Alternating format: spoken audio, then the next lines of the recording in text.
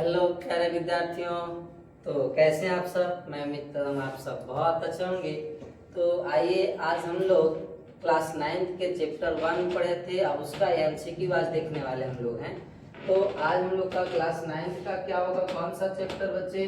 Class 9 जो 2027 में exam देंगे ना, फर्स्ट चैप्टर आपका है। चैप्टर का नाम है हमारे आसपास के पदार्थ। चैप्टर हम लोगों ने पढ़ रखा है, नहीं matter in our surrounding. Chapter पढ़ लिए, भी चैप्टर से जो भी एमसीक्यू होगा वो सारा एमसीक्यू हम लोग महत्वपूर्ण एमसीक्यू को देखने वाले आज के लेक्चर में ना। तो आप सभी विद्यार्थी ध्यान से शुरू से लेकर लास्ट तक पढ़े रहेंगे और जितने भी क्वेश्चन पढ़ेंगे हम लोग वो सभी क्वेश्चन आपका एग्जाम की दृष्टि से बहुत हेल्पफुल होने वाला है ना। 70 एमसीक्यू देखेंगे एक चैप्टर से, बहुत महत्वपूर्ण है आपके एग्जाम की दृष्टि से। चलिए आप सभी प्यारे विद्यार्थियों को क्लास स्टार्ट करने से पहले मेरा प्यार भरा नमस्कार। आप सब कैसे, फिर से एक बार बता देंगे। मैं उम्मीद करता हूँ आप सब बहुत अच्छे होंगे, एकदम पूरी शानदार तरीके से अपना तैयारी कर रहे होंगे। चलिए 9th क्लास के विद्यार्थियों के लिए आज बेहतर होने वाला है। तो सभी बच्चे ध्यान से क्वेश्चन को सॉल्व करने का समझेंगे और सॉल्व करेंगे ना, हम लोग मिल कर करेंगे। तो आइए हम लोग क्लास को स्टार्ट करते हैं ना। चलिए फर्स्ट क्वेश्चन हम लोग का क्या दिया हुआ देख सकते हैं यहाँ पर। फर्स्ट क्वेश्चन कह रहा है बच्चे क्या, गैस से द्रव अवस्था में परिवर्तित होने की क्रिया क्या कहलाता है। तो हम लोग जब पढ़े तो उसमें पढ़े थे हम लोग क्या कि अगर कोई पदार्थ को आपका पदार्थ की जो अवस्था है दूसरे में परिवर्तित हो सकता है। ठोस से द्रव भी हो सकता है, द्रव से गैस भी, और गैस से ठोस भी, या फिर ठोस से गैस और फिर गैस से द्रव और द्रव से ठोस बनता है ना। तो आइए हम लोग यहाँ पर थोड़ा सा देखते हैं, आपको चार्ट बनाते हैं। जैसे मान लीजिए कोई आपका ठोस पदार्थ है, कौन सी पदार्थ है प्यारे बच्चे, ठोस है आपका ना, ये याद रखेंगे। कौन आपका है, ठोस है, ठोस ना।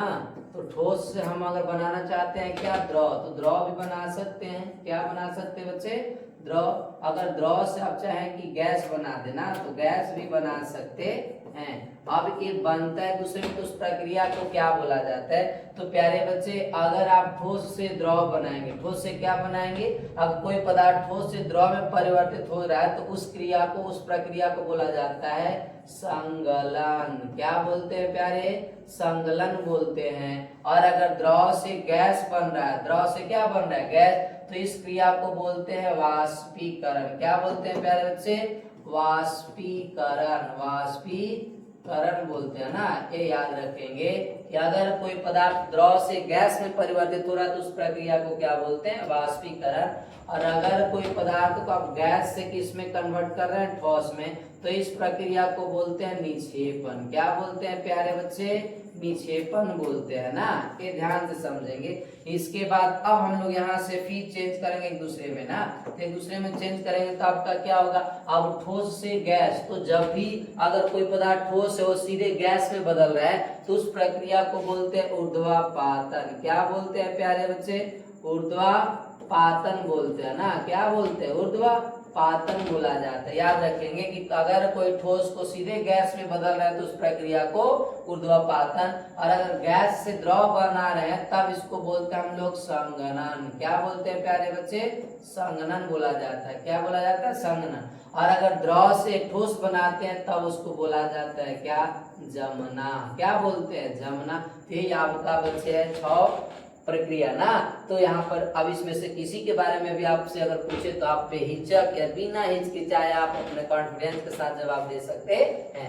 तो अब आइए हम लोग फिर से क्वेश्चन देखते हैं क्या पूछ रहा है। कह रहा है गैस से द्रव अवस्था में परिवर्तित होने की क्रिया को क्या कहा जाता है, द्रव, गैस से द्रव। यहाँ देख सकते हैं ये आपका गैस है और गैस से किस में बदल रहा है, आपका द्रव में। तो गैस से द्रव में अगर बदलेगा, गैस से द्रव में बदलेगा तब उसको क्या बोलेंगे हम लोग। तो अगर कोई पदार्थ गैस से द्रव में बदलता है तब उसको बोलते हैं संगलन। क्या बोलते हैं, संगलन बोलते हैं, सॉरी संघनन, संघनन। क्या बोलते हैं, संघनन बोलेंगे ना। यहाँ पर भाव होगा संघनन। क्या बोलेंगे, संघनन बोलेंगे ना, इसको सुधार लेंगे, संघनन बोला जाता है। तो वही ना पूछ रहा है कि गैस से द्रव अवस्था में परिवर्तित होने की क्रिया को संघनन बोलते हैं। तो ऑप्शन आपका कौन हो जाएगा, ऑप्शन आपका ए हो जाएगा। ऑप्शन क्या हो जाएगा आपका, ए ना, याद रखेंगे। अब आपको ऊर्ध्वापातन, ऊर्ध्वापातन का मतलब होता है क्या कि अगर कोई ठोस से आप सीधे किस में बदल देंगे, ठोस पदार्थ वो सीधे बदल जाएगा किसमें, आपका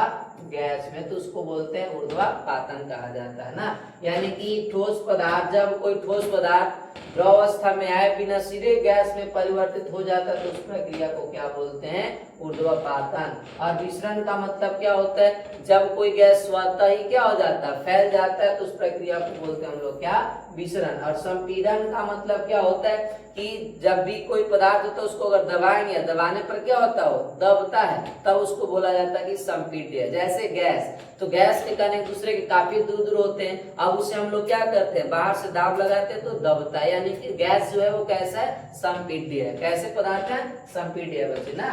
इस ऑप्शन के बारे में भी हम लोगों ने समझ लिया। चलिए तो अब हम लोग आगे क्या देखेंगे प्यारे बच्चे, अगला क्वेश्चन हम देखेंगे। कौन सा क्वेश्चन, अगला क्वेश्चन देखेंगे ना, याद रखेंगे कौन सा क्वेश्चन देखेंगे हम लोग, आगे नंबर ना, आगे का नेक्स्ट क्वेश्चन देखेंगे आपका।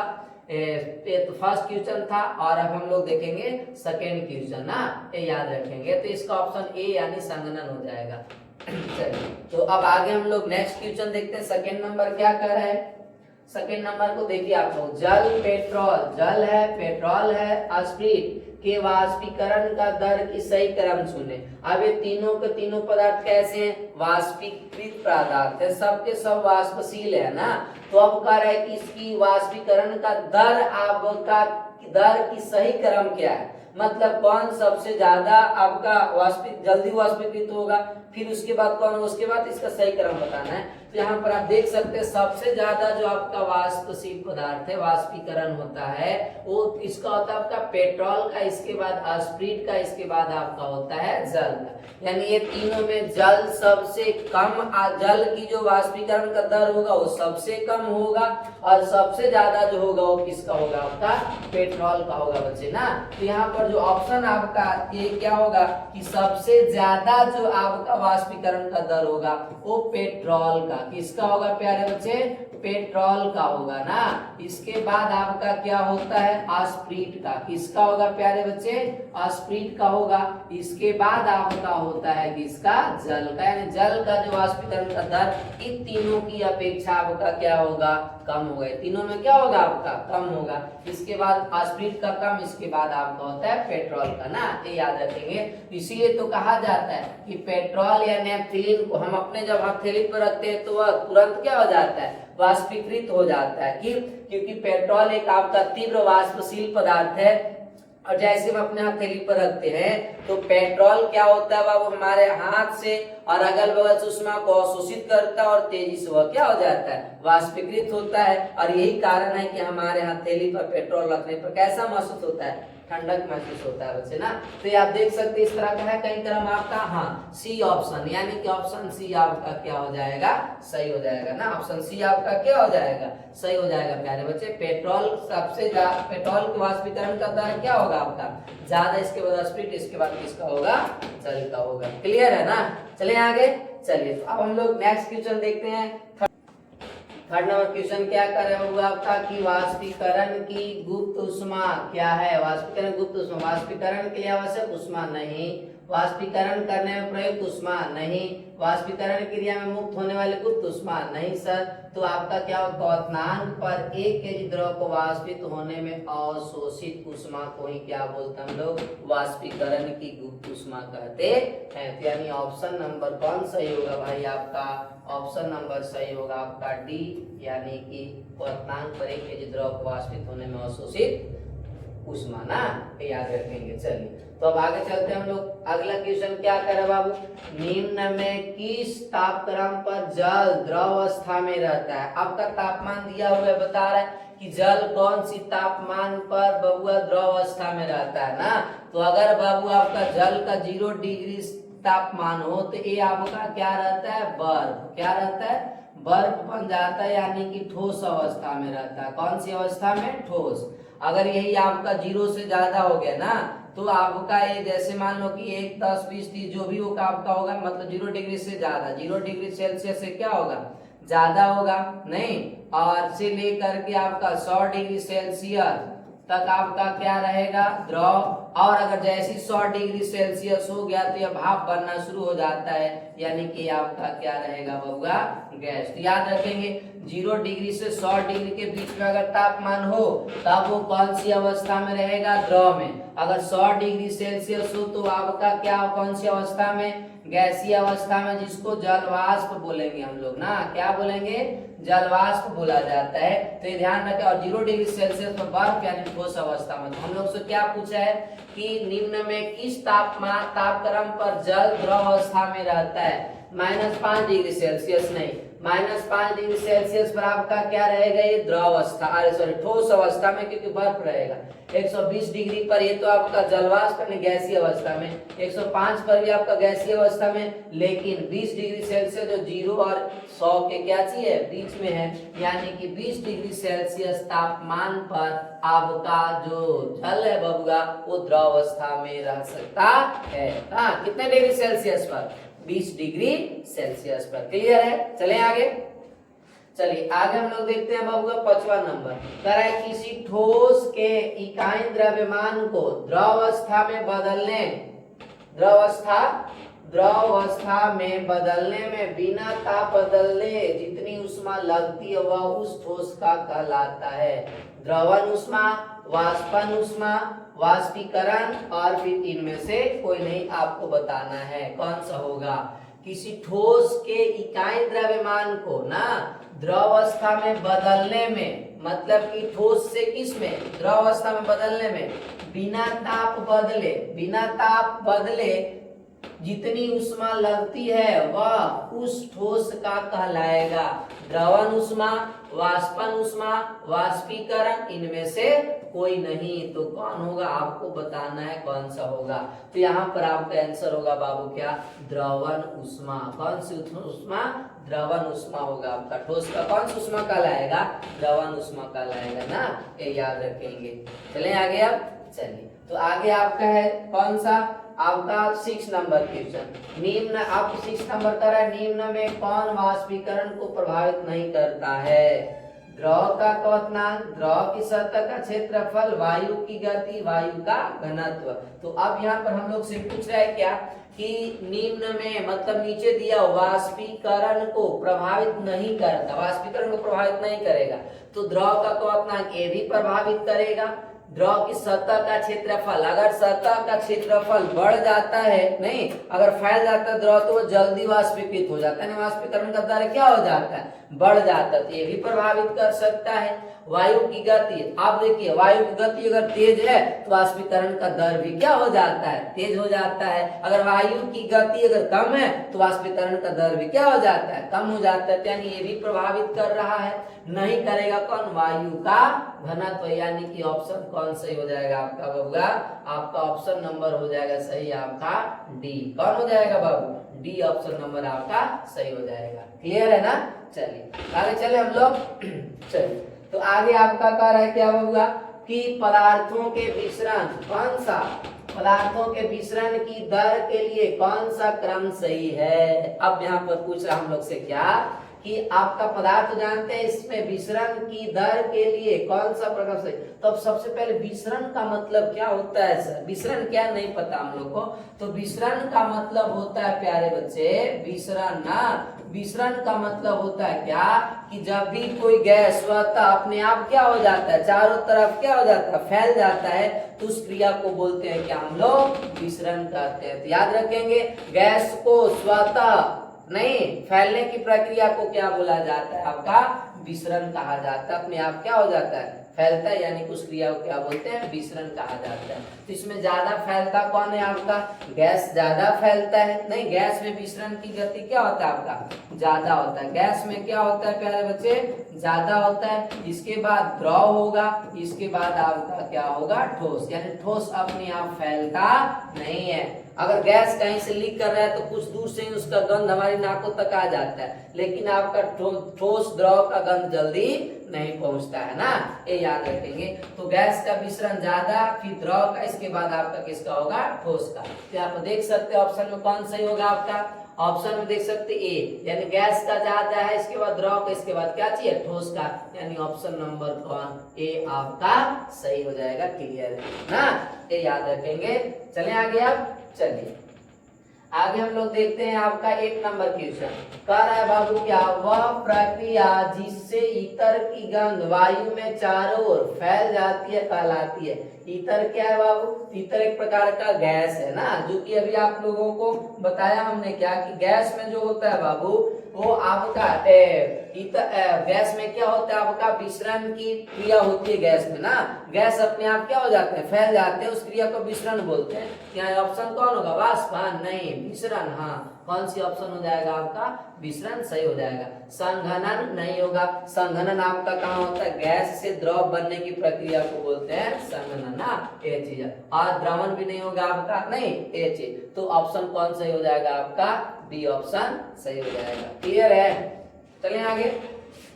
अब आगे हम लोग देख सकते हैं बाबू क्या, निम्नलिखित में कौन सही नहीं है, यहाँ पूछ रहे इसमें बताओ कौन सही नहीं है ना, तो ऑप्शन आइए हम लोग चेक करते हैं। सर पदार्थ सूक्ष्म कणों से मिलकर बना है क्या, हाँ हम लोग फर्स्ट चैप्टर में पढ़े थे कि जितने भी पदार्थ हैं वो सूक्ष्म कणों से मिलकर बने होते हैं, ये तो ऑप्शन सही है भाई। हम लोग से पूछ रहे हैं गलत, तो यहाँ आप आते हैं पदार्थ के का निरंतर गतिशील होते हैं, हाँ ये भी पढ़े थे हम लोग। पदार्थ का निरंतर क्या होते हैं, गतिशील होते हैं।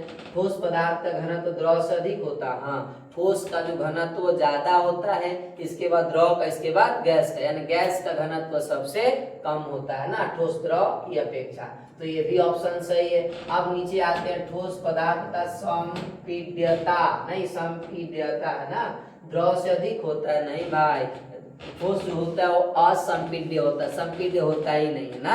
अब बताइए ठोस है, इसको दबाएंगे तो दब रहा है क्या, दब रहा है नहीं, नहीं ना दब रहा है, यानी कि ठोस है और ठोस में संपीड्यता की गुण नहीं होता है ना, ये चीज ध्यान रखेंगे ना। न्यूनतम ना के बराबर आपका होता है ना, ये चीज याद रखेंगे। तो यहाँ ऑप्शन आपका कौन हो जाएगा प्यारे बच्चे, डी ऑप्शन आपका सही हो जाएगा। और अगर संपीड्य का मतलब नहीं समझ में आया आप लोग को, तो संपीड्य का मतलब क्या होता है, पदार्थों में क्या कर सकते हैं हम लोग, दबाया जा सकता है, बाहर से क्या उसको दाब लगाने पर अगर दब रहा है तो आपका संपीड्य, नहीं तो आपका अगर नहीं दबेगा वो कैसा है, असंपीड्य है ना।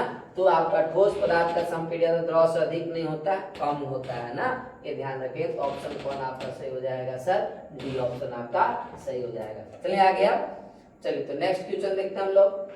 0 डिग्री सेल्सियस का मान केल्विन स्केल में क्या होता है। अब बाबू आपको पता होना चाहिए कि यहाँ पर 273 केल्विन, 373, 473, 173, तो हम लोग को पता है कि 0 डिग्री सेल्सियस बराबर होता है 200 कितना 73 केल्विन। और यहाँ पर अगर हम लोग को डिग्री सेल्सियस से केल्विन में बदलना हो, डिग्री सेल्सियस से किस में बदलना हो, केल्विन में, तो हम लोग क्या करते हैं कि केल्विन में बदलने के लिए बाबू 0 डिग्री सेल्सियस जितना है उसमें क्या करते हैं 273 डिग्री सेल्सियस को क्या करते हैं, जितना आपका डिग्री सेल्सियस में दिया हुआ है उसमें 273 जोड़ देंगे, आपका मान किस में आ जाएगा, केल्विन में आ जाएगा। किस में आ जाएगा बाबू, केल्विन में। और अगर सेल्सियस में डिग्री सेल्सियस में बदलना है तब क्या करना है कि जितना आपका केल्विन में मान दिया हुआ रहेगा उसको क्या कर देना, उसमें से घटा देना 200 कितना 273 में से घटा देना उतना, 273 में से केल्विन वाला मान को क्या कर देना है,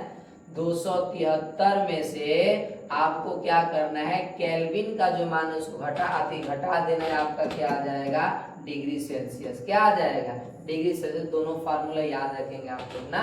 अगर केल्विन से हम लोग को डिग्री सेल्सियस से केल्विन में बदलना है तो डिग्री सेल्सियस को क्या करेंगे 273 के साथ जोड़ देंगे, केल्विन में आ जाएगा। और अगर डिग्री सेल्सियस में निकालना हो तो जितना आपका 273 में से क्या करेंगे, केल्विन को घटा देंगे, केल्विन वाला मान को क्या करेंगे, घटा देंगे, तो आपका आ जाएगा क्या चीज में, डिग्री सेल्सियस में आ जाएगा ना। तो हम लोग से पूछा 0 डिग्री सेल्सियस का मान कितना केल्विन में होगा, तो 273 केल्विन, यानी option A is the right, option A आपका क्या हो जाएगा, सही हो जाएगा बच्चे। समझ गए ना। आइए अब हम लोग अगला क्वेश्चन देखते हैं क्या कर रहे हैं। कि बर्फ के टुकड़े का गर्म करने पर वह पिघलने लगता है, किंतु तापक्रम स्थिर रहता है। दी जा रही उष्मा कहाँ चली जाती है? जो उष्मा दिया जा रहा है वो कहाँ चला जा रहा है उसको? तो गुप्त उष्मा में परिवर्तित हो जाती है। बर्फ के कणों को स्वतंत्र गति के योग्य बनाती है। गर्म की जा रही सामग्री में छुपी रहती है। उपरोक्त सभी सही है। कौन होगा इसमें आपको बताना है ना। तो अब यहाँ पर आपका क्या कर रहा है? फर्स्ट ऑप्शन क्या है? गुप्त उष्मा में क्या होते जा रहे हैं? परिवर्तित हो रही है। क्या? बर्फ के कणों को स्वतंत्र गति के वो बनाती है। गर्म की जा रही सामग्री में छुप जाती है। या उपरोक्त सभी हो जाए। कौन ऑप्शन होगा? तो यहाँ पर आपको बहुत अच्छी से हम लोग को दिमाग लगाना है कि बर्फ के टुकड़े का गर्म करने पर वह पिघलने लगता है। जब गर्म करेंगे तो बर्फ किसमें पिघलेगा? आपका द्रव में। तब भी तापक्रम, उस समय भी तापक्रम क्या रहता है? स्थिर रहता है। तो दी जा रही उष्मा कहाँ चली जाती है? तो देने वाली जो उष्मा दे रहे हैं बबुआ, वो आपका बर्फ का जो तापमान है वो पिघलने टाइम में क्या रहेगा? आपका स्थिर रहता है। लेकिन जो उष्मा दे रहे हैं बाहर से, वो आपका बर्फ को पिघलाने में खर्च करता है। बर्फ को क्या करने में? पिघलाने में। यानी गुप्त उष्मा में क्या हो जाता है? परिवर्तित हो जाती है। इसमें बबुआ गुप्त उष्मा में परिवर्तित हो जाती है ना, ये याद रखेंगे। और उसका तापमान जो होगा उस समय क्या रहेगा? स्थिर रहेगा ना। यानी कि ऑप्शन कौन सही हो जाएगा आपका? ए ऑप्शन आपका सही हो जाएगा। सुना गई बात ना? ए ऑप्शन आपका सही है। चले आगे। अब आगे आपका है कि किसी द्रव पदार्थ का, कौन सी बबुआ? किसी द्रव पदार्थ का वाष्पीकरण तेज करने के लिए उसे निम्न में से किसमें रखेंगे? आप हम लोग पढ़े थे जब आपको वाष्पीकरण पढ़ाए थे ना, वहां पर कि इसको प्रभावित करने वाले कारकों के बारे में बताए थे आप लोग को। नहीं तो आप यहाँ बोतल में रखेंगे तो वाष्पीकरण तेज होगा, गिलास में रखेंगे, थाली में रखेंगे या फ्रिज में रखेंगे। अब यहाँ समझना हम लोग को क्या है कि आप यहाँ देख सकते हैं कि सर अगर बोतल में रखेंगे तो इसका क्षेत्रफल कम है, इसलिए वाष्पीकरण का दर क्या हो जाएगा? कम। गिलास में रखेंगे तो गिलास का भी जो आपका क्षेत्रफल वो कम होता है, लेकिन थाली का क्षेत्रफल क्या होता है? ज्यादा होता है। तो थाली में अगर रखेंगे तो थाली का क्षेत्र सतही क्षेत्रफल अधिक होने के कारण जो वाष्पीकरण का दर है वह तेज हो जाता है, यानी कि बढ़ जाता है बबुआ ना। तो फ्रिज रखें तो ठंडा हो जाएगा ना, तो वाष्पीकरण होगा ही नहीं। तो यहाँ ऑप्शन नंबर कौन आपका सही होगा सर? तो ऑप्शन सी आपका सही होगा। क्यों होगा सर? क्योंकि थाली का क्षेत्रफल क्या है? ज्यादा है। तो क्षेत्रफल ज्यादा होने के कारण वाष्पीकरण का दर भी क्या हो जाता है? बढ़ जाता है। नहीं ये हम लोगों ने पढ़ रखा है ना। तो ये आपका ऑप्शन कौन हो जाएगा बाबू? सी ऑप्शन आपका सही हो जाएगा ना। चले आगे। अब चलिए तो अब आगे कह रहा है क्या? निम्न में कौन द्रव का गुण नहीं है? निम्न में कौन द्रव का गुण नहीं है? निश्चित आयतन। भाई द्रव का जो आयतन होता है वो निश्चित होता है ना, लेकिन आकार क्या होता है? अनिश्चित होता है। ये दोनों ऑप्शन तो आपका द्रव के गुण है। बहाव का भाव होता है क्या? नहीं भाई, पानी में यानी द्रव में बहने की प्रवृत्ति होता है, दहन बहने की प्रकृति होता है आपका ना। तो ठोस से अधिक संपीड़ित होता नहीं, तो ठोस से अधिक संपीड़ित नहीं। तो ये भी ऑप्शन आपका सही है। सॉरी, ठोस से अधिक संपीड़ित, हाँ तो ये भी आपका ज्यादा संपीड़ित होता है, तो ये भी सही है। 3 गो सही है। अब पूछ रहा है कि नहीं कौन गुण नहीं है इसमें से, तो आपका हो जाएगा बहाव का भाव नहीं होता है। उसमें आपका बहाव का भाव नहीं होता, बहने की प्रवृत्ति होती है उसके अंदर ना। पानी को जैसे आप रखेंगे कहीं पे तो उसको बहाना पड़ता है, जैसे गिरेगा अगर उसको खुला मिलेगा तो वह सीधे क्या होने लगता है? कुछ दूर तक बह के चला जाता है। यानी पानी के अंदर बहने की प्रवृत्ति होती है। तो ये ऑप्शन आपका क्या हो जाएगा? ये आपका जो बहाव का भाव है ये द्रव का गुण नहीं है। द्रव में बहाव की गुण होता है, बहाव होता है, इसलिए आपका यहाँ पर अभाव कार्य यानी कमी। तो ऑप्शन आपका क्या हो जाएगा? सही हो जाएगा ना। ये याद रखेंगे। चले आगे। अब 14 नंबर करें, निम्न में कौन पदार्थ नहीं है? निम्न में कौन पदार्थ नहीं है यहाँ समझना है।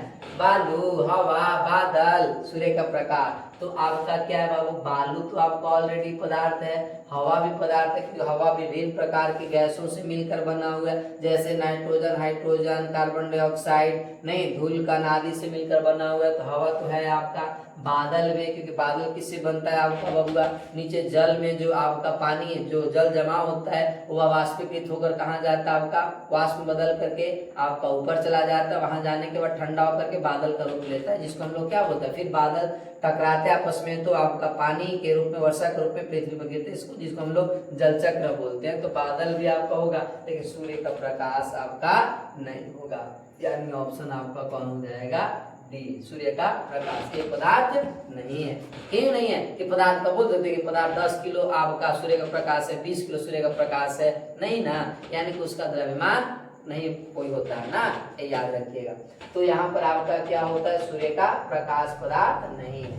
ऑप्शन आपका आगे देखेंगे हम लोग, निम्न में किसका ऊर्ध्वपातन होता है, गंधक का, आयोडीन का, मैग्नीशियम का, ब्रोमीन का, किसका ऊर्ध्वपातन होता है इसमें से बताना है। तो ऊर्ध्वपातन का मतलब होता है प्यारे बच्चे, क्या आपको ऊर्ध्वपातन का मतलब पता होना चाहिए, किसके मतलब सर, ऊर्ध्वपातन, ये तो हम लोग को पता है सर ना, ऊर्ध्वपातन। हाँ प्यारे बच्चे, आप लोग बहुत अच्छे बच्चे हैं। ऊर्ध्वपातन का मतलब होता है कि ठोस से सीधे कहाँ बनना, ठोस से सीधे आपका गैस में बदल जाना। किस में बदल जाना प्यारे बच्चे, गैस में ना। याद रखेंगे कि जब कोई ठोस पदार्थ द्रव अवस्था में आए बिना सीधे किस में बदल जाता है, गैस में बदल जाता है, तो उस प्रक्रिया को बोलते हैं हम लोग क्या, ऊर्ध्वपातन कहते हैं। क्या बोलते हैं, ऊर्ध्वपातन कहा जाता है। तो इसमें से कौन ऐसा पदार्थ है जो ऊर्ध्वपातन होता है, मतलब डायरेक्ट ठोस से गैस बन जाता है, तो है आपका आयोडीन। कौन है प्यारे बच्चे, आयोडीन, यानी ऑप्शन कौन हो जाएगा,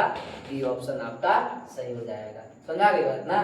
चले आगे हम लोग का कार्य है, सिलेंडर में भरा हुआ द्रवित पेट्रोलियम गैस एलपीजी एक द्रव है, एक गैस है, एक ठोस है, इनमें से कोई नहीं। अब बबू आपका यहाँ पर माइंड चकराएगा, सर कितना मार देगा कि गैस है, गैस है, गैस है। सर नहीं, ये आपका गैस नहीं है।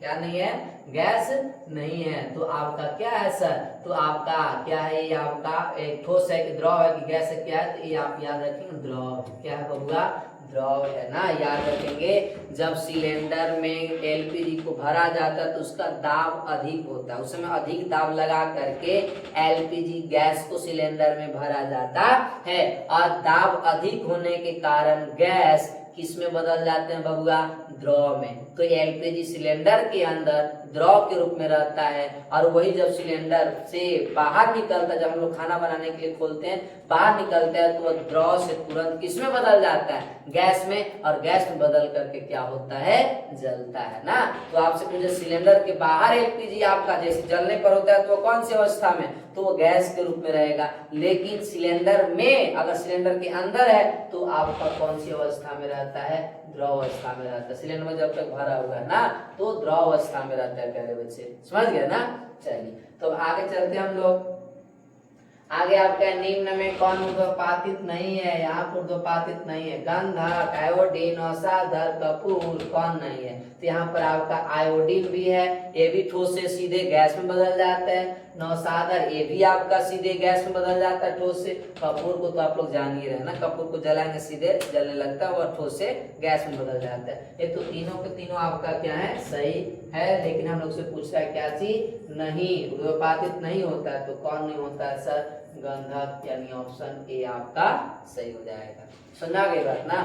चलें आगे देखिए हम लोग 18 नंबर, निम्न में पदार्थ को चुनिए। इसमें से पदार्थ को चुनना है, आकाश, आग, बादल, धूप, कौन आपका पदार्थ है। अरे पदार्थ कौन है इसमें से ना, तो आपको बताना कौन पदार्थ। आकाश नहीं है, बादल और धूप, यानी कि आप यहाँ पर क्या मारेंगे, आग। बादल भी है लेकिन बादल के साथ अगर आग, तो आप चाहे तो दोनों मार सकते हैं ना, लेकिन ऐसे आपका होगा कौन, आग। कौन होगा बाबू, आग होगा ना, ये याद रखेंगे। चलिए आगे हम लोग क्या करेंगे कि निम्नलिखित में द्रव में कौन अनिश्चित है। द्रव में क्या अनिश्चित होता है, घनत्व। आपका पनत्व यहाँ पर घनत्व हो जाएगा ना। क्या होगा प्यारे बच्चे, ये घनत्व ऑप्शन होगा, घनत्व। अनिश्चित होता है, आकार अनिश्चित होता है, आयतन होता है द्रव्यमान, तो आकार अनिश्चित होता है। ये तो हम लोग को पता है सर कि वे पदार्थ पदार्थ की वह अवस्था जिसमें आपका आकार अनिश्चित और आयतन क्या होता है निश्चित, उसको बोलते हैं द्रव, और आकार आयतन दोनों निश्चित उसको ठोस बोलते हैं, और अगर आकार व आयतन दोनों अनिश्चित है उसको गैस बोलते हैं। तो हम लोग को पता है सर बहुत पहले, तो ऑप्शन कौन हो जाएगा आपका, बी ऑप्शन आपका सही हो जाएगा ना। चलिए तो आगे चलते हैं हम लोग। आगे आपका कर हवादार जगहों पर द्रव के वाष्पन का वेग, अगर हवादार जहाँ पर हवा चल रहा है, बहुत बढ़िया से हवा चल रहा है, तो वहां पर आपका वाष्पन यानी वाष्पीकरण का दर क्या हो जाता है, बढ़ जाता है। वाष्पीकरण का दर क्या हो जाएगा बाबू, बढ़ जाएगा। जैसे आप मान लो कि एक कपड़ा को सूखने के लिए आप मान लो बिना पंखा वाले, जैसे बरसात का मौसम है, आप वो कपड़ा को धो करके आप ऐसे ही टांग दो रूम में, वहां पर हवा नहीं चल रहा है, और एक कपड़ा को पंखा यानी हवा वाले जगहों पर टांग दो, कौन जल्दी सूखेगा। तो आप गौर कीजिएगा, हवा के मतलब हवा में यानी हवादार जगह पर जो कपड़ा टांगा हुआ है वो जल्दी सूख जाता है, और बिना हवादार वाले अगर कमरा के अंदर कपड़ा पसारा हुआ है तो वो जल्दी सूखता नहीं है। क्यों नहीं, क्योंकि अगर वायु की गति तेज होती है तो वाष्पीकरण का दर भी क्या हो जाता है, तेज हो जाता है। तो हवादार जगहों में यानी वायु की गति तेज होगी, वहां पर हवा ज्यादा लगेगा तो वाष्पीकरण का दर बढ़ जाएगा। वाष्पीकरण का दर क्या हो जाएगा आपका,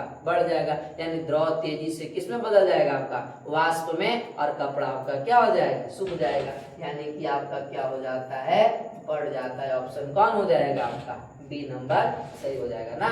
हवादार जगहों पर द्रव के वाष्पन का वेग क्या हो जाता है, बढ़ जाता है भाई ना। आगे आपका है कि हाइड्रोजन सल्फाइड गैस ना, हाइड्रोजन सल्फाइड किसको बोलते हैं सर हम लोग, H2S ना, H2S को हाइड्रोजन सल्फाइड बोलते हैं। गैस की गंध दूर से ही महसूस होती है, ऐसा किस प्रक्रिया के द्वारा होता है। तो आपको हम लोग पिछले लेक्चर में पढ़े क्या होगा कि जो हवादार गैस जो आपका है एक गंध दूर से ही महसूस, मतलब बिना उसके पास गए हमारे नाकों तक पहुंच जाएगा, और उसका गंध महसूस होने लगता है, कुछ ना कुछ महक रहा है। तो ये कौन सी प्रक्रिया के कारण होता है आपका, तो विसरण के कारण। किसके कारण होता है प्यारे बच्चे, विसरण ना। और विकिरण कहते हैं आपका, विकिरण किरण से रिलेटेड है, और ऊर्ध्वपातन आपको पता ही है, ठोस से सीधे गैस में, और संघनन का मतलब पता ही है आपको, गैस से किस में, द्रव में। तो आपका ऑप्शन हम लोग को कौन हो जाएगा, बी, यानी विसरण के कारण हाइड्रोजन सल्फाइड गैस की गंध दूर से ही महसूस होती है।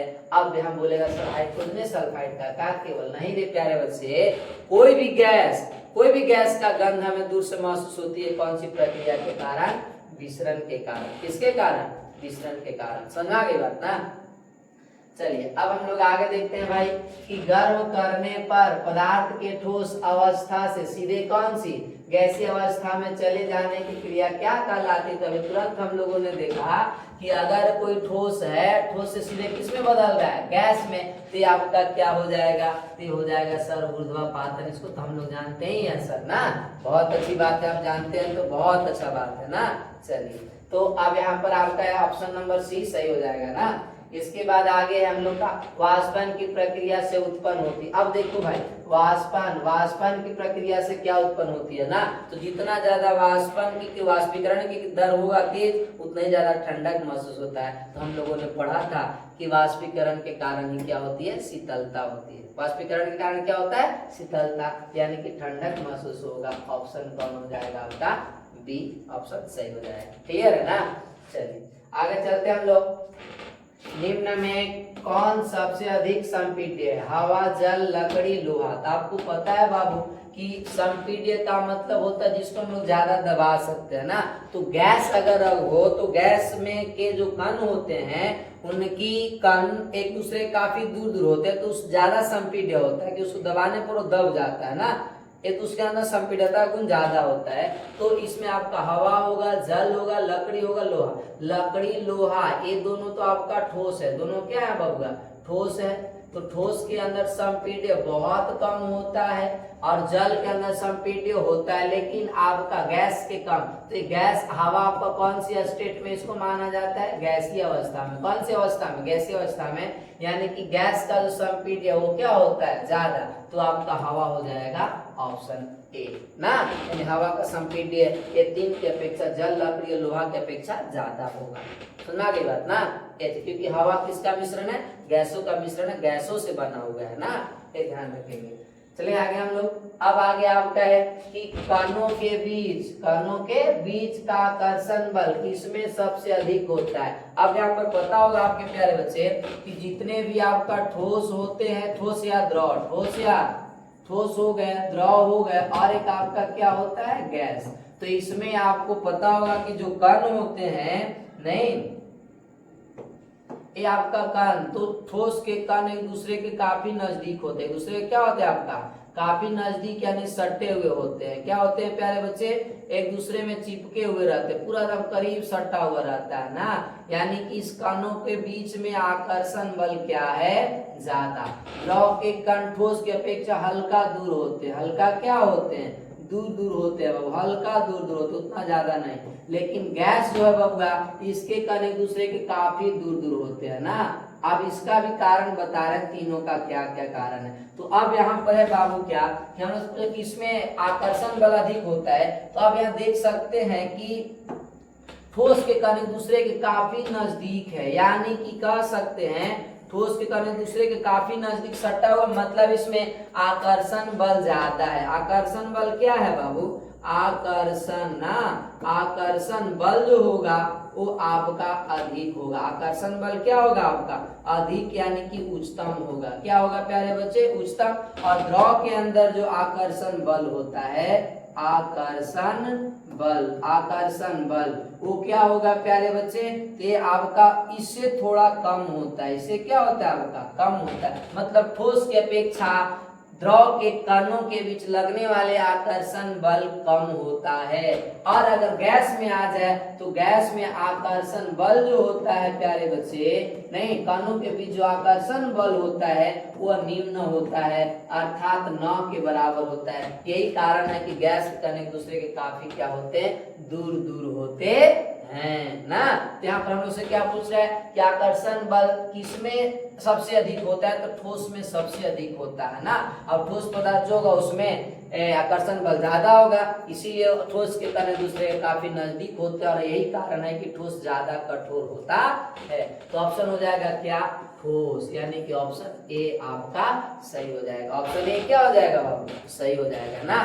क्लियर है, चलिए आगे। आप चलिए, तो अब आपका परमिशन है तो आगे चलते हैं हम लोग। 26 नंबर वाष्पीकरण की क्रिया से क्या होता है, तो ठंडक पैदा होता है, ऊष्मा उत्पन्न होती है, तापक्रम में कोई परिवर्तन नहीं होता, इनमें कोई नहीं। तो ऑप्शन आपका हो जाएगा ए, यानी कि ठंडक महसूस होता है ना, ठंडक पैदा होती है। क्लियर है, चलिए आगे आपका क्या बाबू, वायु है। क्या वायु क्या है, वायु ना, वायु आपका गैसों का मिश्रण है, याद रखेंगे। क्या है बाबू, वायु आपका गैसों का मिश्रण है ना, हवा याद रखेंगे गैसों का मिश्रण है। किसका मिश्रण है प्यारे बच्चे, गैसों का मिश्रण है ना, मिश्रण है। ज्यादातर इसके अंदर गैस आपका होता है, जिसमें नाइट्रोजन गैस जो आपका होता है बाबू, वो आपका होता है कितना परसेंट, 78% होता है। ऑक्सीजन की बात कही जाए तो 21% होता है, और अगर कार्बन डाइऑक्साइड की बात कही जाए 0.03% होता है, और बाकी अन्य गैसें हैं। तो ये आपका मुख्य रूप से गैसें, और ये गैसें की मात्रा इस तरह से परसेंटेज में पाया जाता है। तो अब बताओ कि वायु क्या होगा, ठोस द्रव की गैस होगा, तो गैस होगा। क्या होगा भाई, गैस होगा, यानी ऑप्शन सी आपका सही हो जाएगा। ऑप्शन सी क्या हो जाएगा, सही हो जाएगा। क्लियर है ना, चलिए अब आगे हम लोग चलते हैं। नहीं, 28 नंबर क्वेश्चन में तारा निम्न में कौन ठोस पदार्थ का गुण नहीं है, ठोस पदार्थ का गुण नहीं है, तो ठोस दृढ़ होता है, हाँ भाई सही है। कम संपीड्य होता है, हाँ ये भी बात सही है। बहाव नहीं, अधिक घनत्व, ये सही है, लेकिन बहाव नहीं होता, ठोस में बहता। जैसे मार्कर को हम यहाँ रख के क्या बह रहा है, क्या अपने चला गया आपके पास, नहीं ना जा रहा है, लेकिन अगर यहाँ पानी गिराते तो बह करके नीचे चला जाता, क्योंकि पानी के अंदर क्या होता है, बहाव होता है ना, लेकिन ठोस में बहाव नहीं होता है। तो हम लोग से पूछ रहे कि गुण नहीं है, तो ऑप्शन हो जाएगा सी, बहाव जो है वो ठोस का गुण नहीं है। सुना गई बात ना, बहाव आपका ठोस का गुण नहीं है। क्लियर है भगवान, चला जाए अब आगे। चलिए तो अब आगे देखते हैं हम लोग। करें निम्न में पदार्थ, निम्न में कौन पदार्थ का मौलिक गुण है आपको बताना है यहाँ पर।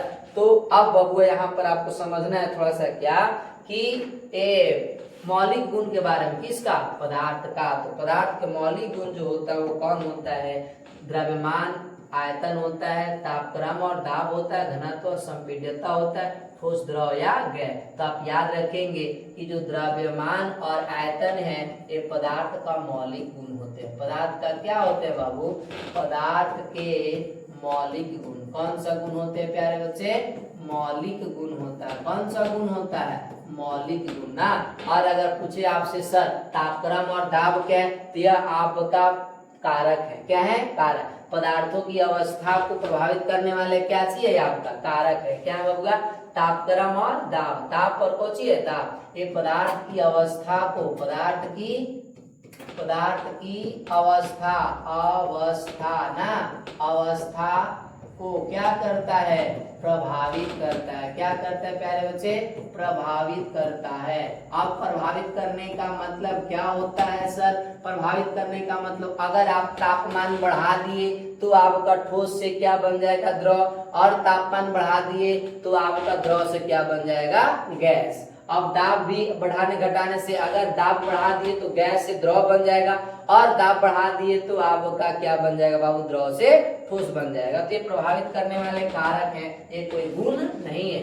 घनत्व और संपीड़ित ये भी आपका क्या है, ये भी आपका ये प्रभावित करने वाले क्या चीज है, कारक है। ये भी आपका कोई मौलिक गुण नहीं है। घनत्व और कौन चीज, संपीड्यता, ये एक दूसरे के बीच में व्युत्क्रमानुपात होता है, व्युत्क्रम होता है। व्युत्क्रम करने का मतलब जिसका संपीड्यता ज्यादा होगा उसका घनत्व कम होगा, और जिसका घनत्व ज्यादा होगा उसका संपीड्यता कम।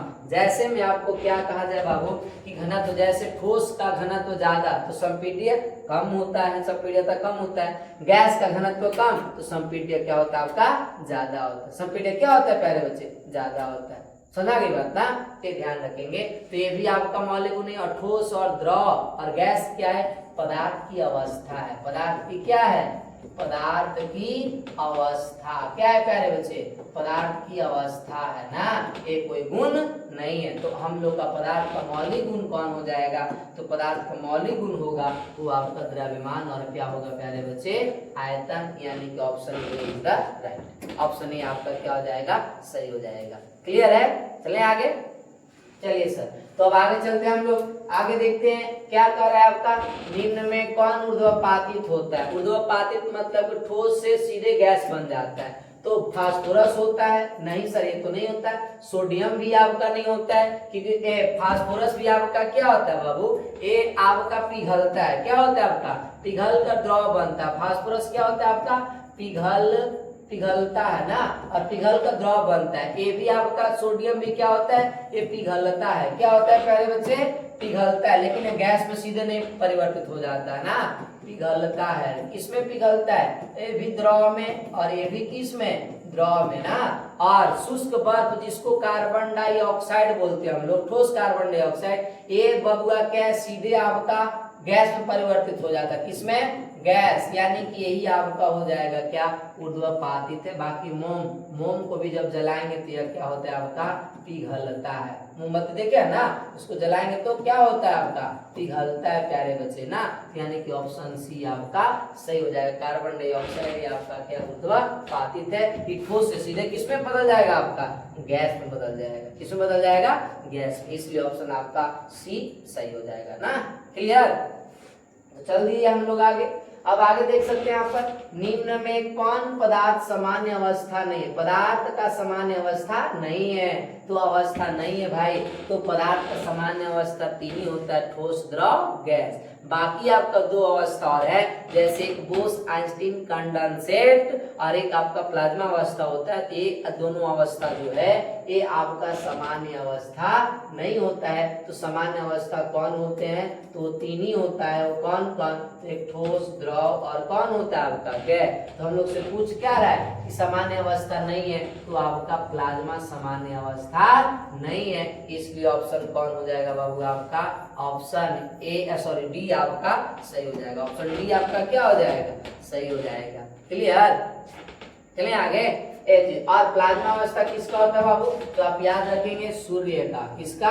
सूर्य का। सूर्य का कौन सी अवस्था होता है? सूर्य की का अवस्था होता है ना। तो सूर्य का कौन सी अवस्था होता है? प्लाज्मा अवस्था होता है। कि सूर्य का तापमान बहुत ज्यादा होता है, कहा जाता है 6000 डिग्री सेल्सियस, इसलिए सूर्य की अवस्था कौन सा है? प्लाज्मा। तो आपसे पूछे सूर्य की अवस्था कौन सा होता है? तो प्लाज्मा अवस्था होता है ना। जो आपका पदार्थों की कौन सी है? ये चौथी अवस्था है। कौन सी अवस्था है बाबू?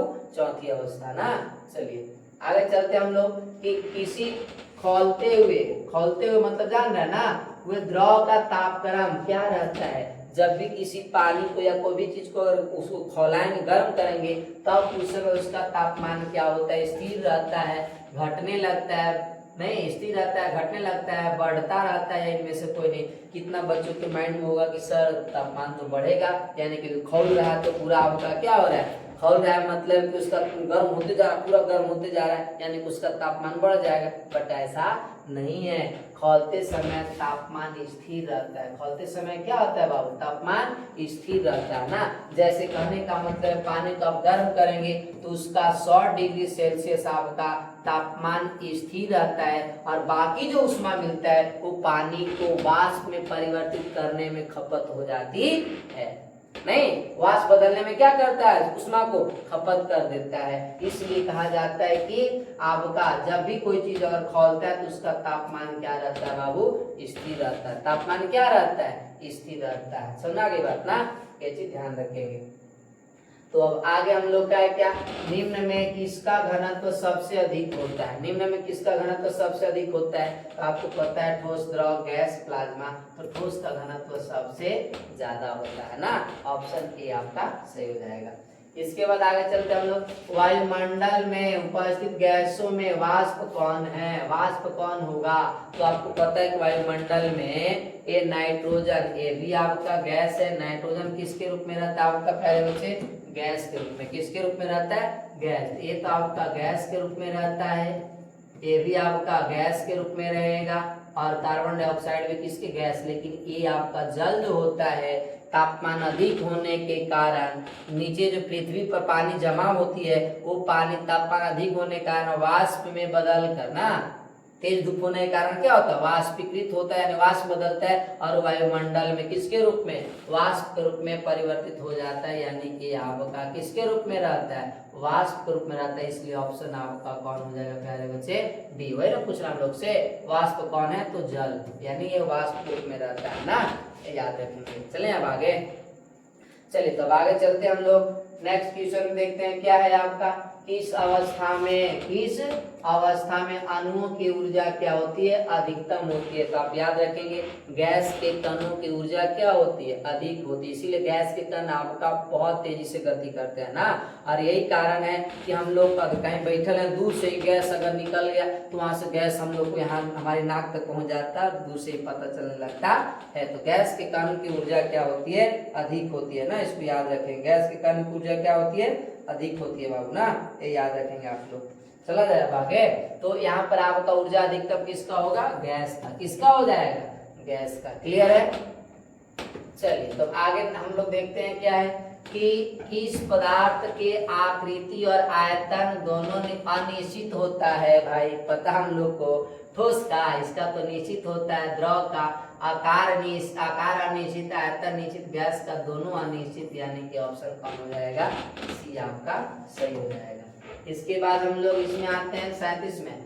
वाष्पीकरण की क्रिया किस तापक्रम पर होती है? सामान्य तापक्रम पर, उच्च तापक्रम पर, निम्न तापक्रम पर, क्वथनांक पर। तो आप याद रखेंगे वाष्पीकरण की जो आपका क्रिया होती है वो सामान्य तापक्रम पर भी हो सकती है। अब आपको याद होना चाहिए बाबू कि जो वाष्पीकरण है ना, ये वाष्पीकरण की क्रिया का कोई भी आपका तापमान निश्चित नहीं होता है। ये कम तापमान पर भी क्या होता है? बाकी ये क्रिया होते रहता है। जैसे कहने का मतलब है आप कपड़ा रखेंगे पूरा धूप में जहाँ तापमान ज्यादा हो, और वो कपड़ा को रखेंगे आप रूम के अंदर में, जैसे कोई कमरा में रखे वहां पर धूप कम है, यानी वहां तापमान कम है, तो दोनों जगह की कपड़ा सूखेगा, यानी दोनों जगह वाष्पीकरण की क्रिया हो रही है। बस फर्क इतना है कि ज्यादा तापमान है तो वाष्पीकरण का दर बढ़ जाएगा, और तापमान कम है तो वाष्पीकरण का दर क्या होगा?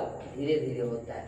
तो आपका छाया में भी कपड़ा सूखता है, मतलब कि कपड़ा का जो पानी है वाष्पीकृत हो रहा है धीरे धीरे ना, और बाहर जो आपका धूप में पसारा हुआ है वो भी आपका वाष्पीकृत हो रहा है। तो वाष्पीकरण का कोई तापमान नहीं, तो वाष्पीकरण कम तापमान पर भी होता है ना, ये याद रखेंगे।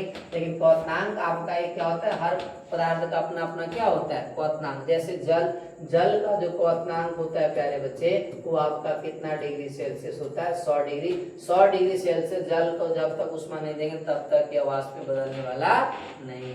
लेकिन आपका वाष्पीकरण का दर आपका क्या होता है, 100 डिग्री से कम पर ही ये आपका वाष्पीकरण का दर शुरू हो जाता है ना, याद है। जैसे कपड़ा वाला बताया आप लोग को। इसके बाद आगे है कि शुष्क बर्फ क्या है। शुष्क बर्फ क्या है, तो ठोस कार्बन डाइऑक्साइड, द्रव कार्बन डाइऑक्साइड, ठोस नाइट्रोजन, द्रव नाइट्रोजन। तो ये ऑप्शन आपका तीनों गलत, आपका ऑप्शन क्या हो जाएगा ए। ठोस कार्बन डाइऑक्साइड को शुष्क बर्फ कहा जाता है ना, ये याद रखेंगे। आगे हम लोग क्या प्यारे बच्चे, क्या निम्न में कौन ठोस नहीं है, इसमें से ठोस कौन नहीं है बताना है। तो पारा, पारा का क्या है, ये धातु है। पारा क्या है बाबू, धातु है जो कमरे के ताप पर, कमरे के ताप पर कौन सी अवस्था में रहता है, द्रव अवस्था में। कौन सी अवस्था में, द्रव अवस्था में रहता है, तो इसको आप याद रखिएगा ना। अगर पूछे आपसे वैसे धातु का नाम बताए जो कमरे के ताप पर द्रव हो, तो आपका कौन हो जाएगा, पारा। और अगर पूछे आपसे ऐसे अधातु का नाम बताइए जो कमरे के ताप पर द्रव हो, तो हो जाएगा ब्रोमीन। क्या हो जाएगा, ब्रोमीन ना। ये चीज, इसका ऑप्शन डी आपका सही, पारा सही हो जाएगा। आगे देख सकते हैं हम लोग बाबू क्या, कि अमोनिया क्लोराइड को गर्म करने पर क्या होता है। तो अमोनिया क्लोराइड को हम लोग क्या करेंगे, गर्म करेंगे, तो अमोनिया NH4 ना, NH4 और Cl, यानी कि अमोनिया क्लोराइड जो होगा ये गैसीय स्टेट में रहता है। और जब इसको हम लोग क्या करेंगे, गर्म करेंगे, तो गर्म करने पर ये सीधे किस में बदल जाता है, ये आपका अमोनिया क्लोराइड, सॉरी ये ठोस रहता सीधे किस में बदल जाता है, गैस में। अमोनिया क्लोराइड कौन सी अवस्था में बाबू, ठोस अवस्था में। और जैसे इसको गर्म करेंगे तो सीधे किस में बदल जाता है, गैस में बदल जाता है। तो हम लोग कह सकते हैं कि अमोनियम क्लोराइड को गर्म करने पर यह सीधे ठोस से किस में बदल रहा है भाई, गैस में, यानी कि ऊर्ध्वपातन। क्या है बाबू, ऊर्ध्वपातन, यानी ऑप्शन सी आपका सही हो जाएगा। ऑप्शन सी आपका क्या हो जाएगा, सही है ना। अब आगे देखते हैं हम लोग कि सही कथन को चुने। सही कथन को चुनना है, द्रव को गैसों की अपेक्षा आसानी से संपीड़ित किया जा सकता है। अब देखो भाई, यहाँ द्रव को गैसों की अपेक्षा आसानी से संपीड़ित किया जा सकता है, नहीं भाई। द्रव को गैस की अपेक्षा आसानी से नहीं, क्योंकि गैस में ज्यादा संपीड़ितता गुण होता है, द्रव में कम होता है। ये तो ऑप्शन आपका गलत हो गया। गैसों का विवरण नहीं होता, सॉरी गैसों का विसरण नहीं होता, किंतु द्रव का विसरण होता है। नहीं भाई, गैस का ही तो विसरण होता है, द्रव का तो होता ही नहीं है। द्रव अपने आप फैलेगा ही नहीं, केवल गैस का विसरण होता है, तो ये भी ऑप्शन गलत। ठीक है, ठोस पदार्थों की आकृति और उसके आयतन निश्चित होते हैं। हाँ भाई, बात सही है। ठोस पदार्थों की आकृति और उसके आयतन दोनों क्या होते हैं, निश्चित होते हैं। दोनों क्या होते हैं, निश्चित होते हैं ना, याद रखेंगे। तो ये ऑप्शन आपका सही लग रहा है। फिर देखते हैं, गैसों के कणों के बीच का अंतर आणविक बल ठोस और द्रव की तुलना में क्या होता है, कम होता है। ये भी बात सही है। अच्छा, यहाँ पर दोनों ऑप्शन आपका सही होगा। ये भी सही है, गैस के कणों के बीच का अंतर आणविक बल जो आपका होता है ठोस और द्रव की तुलना में, यानी अपेक्षा कम होता है। बात सही है, यानी ऑप्शन दोनों आपका सही होगा ना। आंसर आपका क्या होगा यहाँ पर होगा, दोनों सी और डी। सी और क्या हो जाएगा आपका, डी। दोनों ऑप्शन सही होगा आपका ना, ये याद रखेंगे। तो दोनों ऑप्शन आपका क्या हो जाएगा, सही हो जाएगा। समझ आ गई बात ना। चलिए तो आगे चलेंगे हम लोग। करें प्लाज्मा क्या है, प्लाज्मा क्या है बाबू, प्लाज्मा लिखा हुआ क्या है आपका, प्लाज्मा। प्लाज्मा ना, प्लाज्मा क्या है, तो गैस है, द्रव है, ठोस है, कि पदार्थ की चौथी अवस्था। तो पदार्थ की चौथी अवस्था ही, यानी ऑप्शन कौन हो जाएगा, डी ऑप्शन आपका सही हो जाएगा। क्लियर है ना। चला आगे अब। चलिए तो देखते हैं हम लोग। ठोस पदार्थों का संपीड़न, ठोस पदार्थों का संपीड़न द्रव और गैस दोनों से कम होता है ना। तो द्रव से कम होता है किंतु गैस से अधिक नहीं, ये गलत ऑप्शन। द्रव से अधिक होता है किंतु गैस से कम, ये भी ऑप्शन गलत। दोनों से कम होता है, द्रव और गैस दोनों से अधिक नहीं, ये तो का गलत हो गया। द्रव और गैस दोनों से क्या होता है आपका कम, यानी ऑप्शन डी आपका सही हो जाएगा। ऑप्शन डी आपका सही है ना, ये याद रखेंगे। चला जाए अब आगे। नहीं 10 यानी 10 तापक्रम बराबर केल्विन बताना है, यानी डिग्री सेल्सियस में आपका मान दिया हो तो 10 डिग्री सेल्सियस बराबर केल्विन बदलने के लिए क्या बोले आपको, अगर सेल्सियस से केल्विन बदलना है तो डिग्री सेल्सियस 273 से क्या कर देना है, जोड़ देना है, तो आपका डिग्री सेल्सियस सॉरी केल्विन में बदल जाएगा। किसमें बदल जाएगा, केल्विन में। तो इसमें 10 है तो हम लोग क्या करेंगे, केल्विन बदलने के लिए किसमें बदलने के, केल्विन में। तो डिग्री सेल्सियस प्लस क्या होता है 273, डिग्री सेल्सियस कितना दिया हुआ बाबू 10, तो 10 प्लस 200 कितना हो जाएगा 73, जोड़ेंगे तो आपका आ जाएगा 283, इतना केल्विन हो जाएगा आपका आंसर ना। 10 डिग्री सेल्सियस तापमान, इसको केल्विन में कितने के बराबर होगा 273 केल्विन। तो कहाँ है ऑप्शन 273, 163, ये गलत हो गया 283, तो ये आपका हो जाएगा ऑप्शन सही, यानी बी ऑप्शन आपका क्या हो जाएगा सही, बाकी ऑप्शन आपका गलत हो जाएंगे ना। एक तो चेंज करने आता ही हम लोग को ना। अब आगे हम लोग का है कि निम्नलिखित में कौन पदार्थ का गुण नहीं है, स्थान घेरना है। तो पदार्थ का गुण है भाई, कोई भी पदार्थ नहीं, स्थान घेरता द्रव्यमान, ये तो दोनों आपका गुण है। वे वस्तु जो स्थान घेरता होता था जिसका कुछ न कुछ द्रव्यमान, उसको क्या बोलते हैं पदार्थ, हम लोग के दोनों सही होगा। आयतन होना ये भी आपका है गुण पदार्थ का ना। इसके बाद नंगी यहाँ कुछ दिखाई नहीं देना, ये ऑप्शन आपका गलत हो जाएगा, नहीं पदार्थ का गुण नहीं है, तो ऑप्शन डी आपका सही हो जाएगा। इसके बाद आगे आपका है कि निम्नलिखित में कौन कपड़ा गर्मियों के समय में अधिक आरामदेह होता है। गर्मी के दिन, जैसे अभी का मौसम है ना गर्मी का, तब एक दिन में किस प्रकार का कपड़ा पहनना चाहिए हम लोग को, सूती कपड़ा। कौन सी कपड़ा, सूती कपड़ा। क्यों पहनना चाहिए, क्योंकि सूती कपड़ा में जल को अवशोषण करने की क्षमता ज्यादा होता है, बहुत ज्यादा क्या करता है अवशोषण करता है ना जल को, और अवशोषित करके उसको क्या करा देता है वाष्पीकृत करा देता है ना, वाष्पीकृत हो जाता है। तो जिससे अब वहां पर हम लोग देखेंगे शरीर में क्या होता है, हम लोग सूती कपड़े पहनेंगे, गर्मी के मौसम में शरीर से क्या निकलते हैं पसीना, अब पसीना को क्या करेगा सूती कपड़ा अवशोषित करेगा, और अवशोषित करने के बाद जो पसीना है वाष्पीकृत होंगे, और जब वाष्पीकृत होंगे तो हमें कैसा महसूस होगा, शरीर को ठंडक लगेगा। कैसा लगेगा बच्चे, ठंडक लगेगा ना। तो यहाँ पर आपका किस प्रकार का कपड़ा पहनना चाहिए हम लोग को, सूती कपड़ा पहनना चाहिए गर्मियों के मौसम में, और अगर ठंडा की मौसम है तो ऊनी वस्त्र मोटे कपड़े पहनने चाहिए ना, ये याद रखेंगे। और बरसात के मौसम आ गया तो अगर ज्यादा बारिश है तो उस समय हम लोग प्लास्टिक के रूप का जो आपका होता है, जैसे छाता हो गया, प्लास्टिक हो गया, नहीं तो ये हम लोग क्या करते हैं, ये सब चीज का क्या करते हैं उपयोग करते हैं बरसात के मौसम में ना, ये ध्यान रखेंगे। तो ऑप्शन सी आपका हो जाएगा। इसके बाद हम लोग आगे चलते हैं कि निम्न में कौन पदार्थ का गुण नहीं है, घनत्व, संपीड्यता नहीं, तरंग धैर्य, विसरण। तो तरंग धैर्य पदार्थ का गुण नहीं है।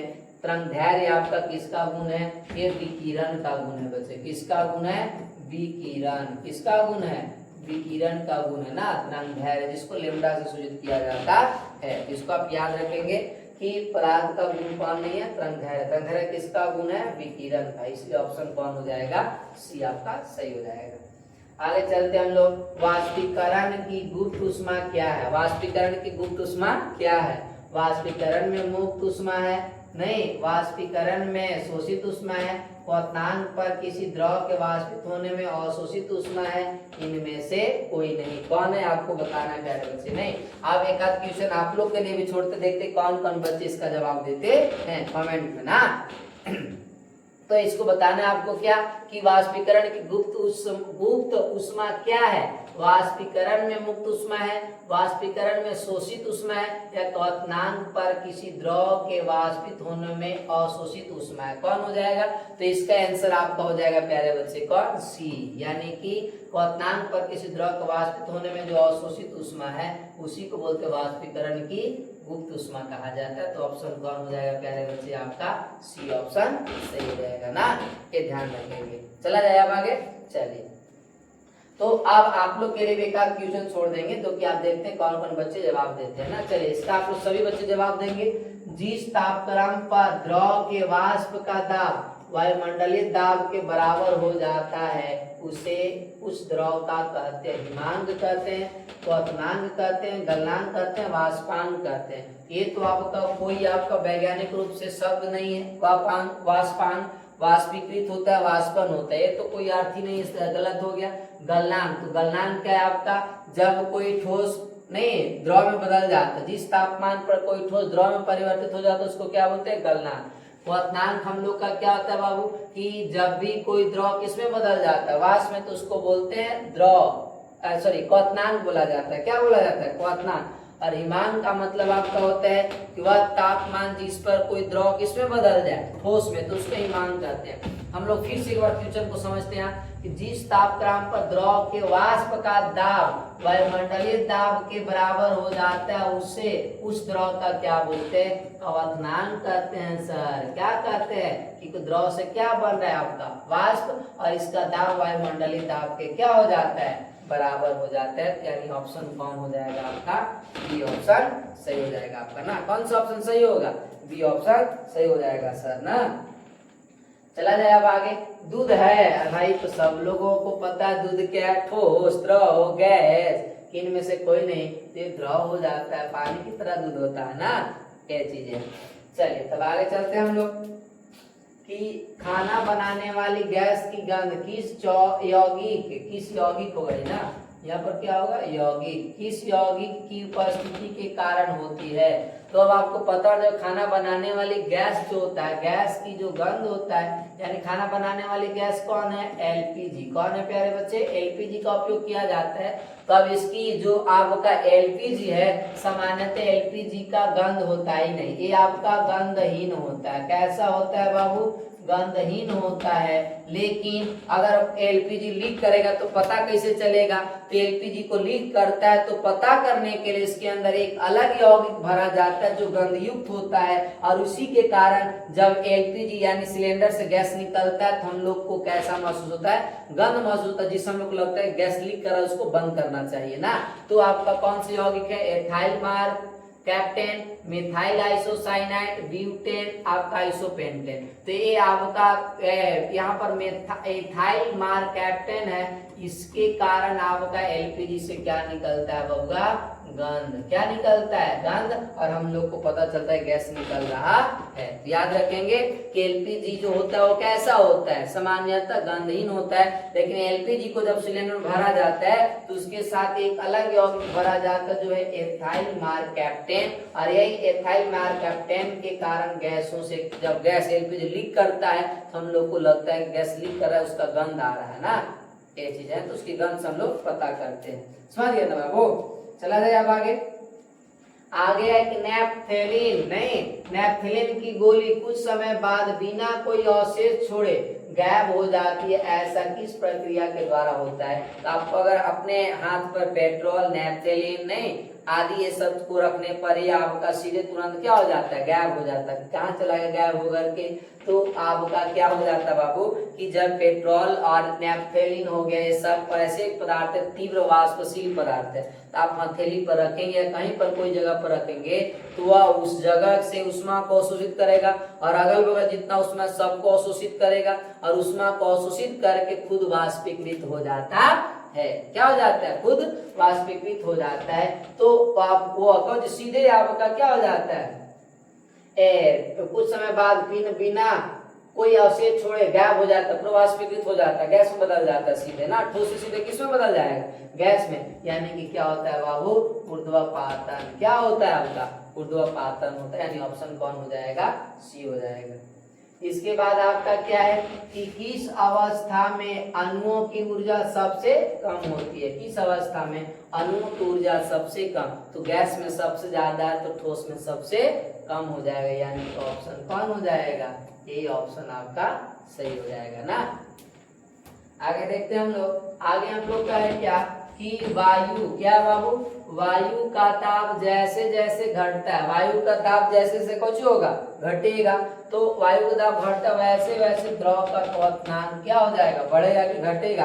भाई यहाँ पर वायु का दाब अगर कम होगा तो वायु का दाब कम होने के कारण वायु के कण जो हैं वो एक दूसरे से क्या होंगे, आपका दूर दूर होंगे, उनके बीच का जो आकर्षण बल है वो कमजोर होते जाएगा, जिससे उसका क्वथनांक और क्या होगा, आपका कम होगा, यानी घटते चला जाएगा। तो आपका होगा घटता है, ऑप्शन बी। अगर आप दाब घटाएंगे तो क्वथनांक भी क्या हो जाता है, कम हो जाता है ना, ये चीज ध्यान रखना। आगे आपका पदार्थ के कण, किसके कण, पदार्थ के कण अति सूक्ष्म होते हैं, गतिज ऊर्जा युक्त होते हैं, एक दूसरे को आकर्षित करते हैं। तो हाँ, ये भी ऑप्शन सही, ये भी सही, ये भी सही, यानी इनमें क्या हो जाएगा, सभी इनमें क्या हो जाएगा बाबू, सही हो जाएगा ना। इसको याद रखेंगे, ये सब के सब आपका पदार्थ के कण है, पदार्थ के कण ना। पदार्थ के कणों का अभिलाक्षणिक गुण हम लोग पढ़े थे। पदार्थ के कण अत्यंत सूक्ष्म होते हैं, अति सूक्ष्म होते हैं। पदार्थ के कणों में आपका क्या होता है, गतिज ऊर्जा होती है, गतिज ऊर्जा युक्त होता है। पदार्थ के कण एक दूसरे को क्या करते हैं, अपनी ओर आकर्षित करते हैं। तो सबके सब गुण आपका पदार्थ के, इसलिए ऑप्शन कौन हो जाएगा बाबू, आपका ऑप्शन नंबर डी आपका सही हो जाएगा। चला जाए आगे। आगे देखते हैं हम लोग कि वाष्पीकरण की प्रक्रिया, वाष्पीकरण की प्रक्रिया एक स्वतः होने वाली प्रक्रिया है, द्रव के क्वथनांक पर निर्भर करती है, शीतलता उत्पन्न करती है, उपरोक्त सभी, ये सबके सब गुण हो जाएगा आपका वाष्पीकरण का। वाष्पीकरण एक स्वतः होने वाली क्रिया है, उसमें कोई कुछ नहीं करेगा तब वो होते रहेगा। जैसे कपड़ा आप धो करके टांग दीजिए, वो धीरे धीरे धीरे धीरे सूखते रहेगा, मतलब कपड़ा के अंदर जो पानी है वह वाष्पीकृत तो होते रहता है धीरे धीरे ना। तो वाष्पीकरण का दर आपका क्या होता है, स्वतंत्र होने वाली क्रिया है, और द्रव के क्वथनांक पर भी क्या करता है, निर्भर करता है। जैसे मान लो कि आपका जल को 100 डिग्री सेल्सियस देंगे तो ये आपका तेजी से वाष्पीकृत होने लगेगा ना, भाप में बदल जाएगा। इसके बाद आपका क्या, शीतलता उत्पन्न, हाँ वाष्पीकरण जितना ज्यादा होगा उतना ही ज्यादा आपका क्या महसूस होगा बाबू, शीतलता, यानी कि आपका ठंडा महसूस होता है। तो सब ऑप्शन सही है, इसलिए आपका हो जाएगा ऑप्शन डी, उपरोक्त सभी। उपरोक्त क्या हो जाएंगे, सभी हो जाएंगे बच्चे ना, ये ध्यान रखेंगे। चलिए तो आगे हम लोग का है क्या, 57 नंबर क्वेश्चन कि निम्नलिखित में द्रव में कौन निश्चित है, आकार, वेग, घनत्व, आयतन। तो आकार निश्चित होता है, आयतन सॉरी आकार अनिश्चित और आयतन क्या होता है, निश्चित। तो निश्चित पूछा है तो आप पूछा तो क्या हो जाएगा आपका ऑप्शन डी। ऑप्शन कौन हो जाएगा बाबू, डी हो जाएगा, आयतन निश्चित होता है ना। ये आपके हम लोग थ्योरी में पढ़े अच्छे तरीका से। अब आगे हम लोग का है क्या कि वायुमंडलीय दाब कितने पास्कल के बराबर होता है। यहाँ पर आपको समझना है कि वायुमंडलीय दाब जो होता है वो कितने पास्कल के बराबर होता है, 100, 1000, 1 लाख। तो आप याद रखेंगे बाबू, वायुमंडलीय दाब जो होता है, वायुमंडलीय